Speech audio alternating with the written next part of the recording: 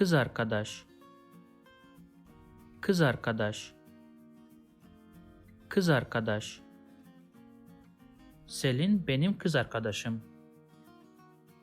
Selin benim kız arkadaşım. Selin benim kız arkadaşım. Benim kız arkadaşım yok. Benim kız arkadaşım yok. Benim kız arkadaşım yok. Kız arkadaşımın ismi Aynur. Kız arkadaşımın ismi Aynur. Kız arkadaşımın ismi Aynur. If you like this video, please subscribe to my channel below for more videos on Turkish grammar, vocabulary, and pronunciation.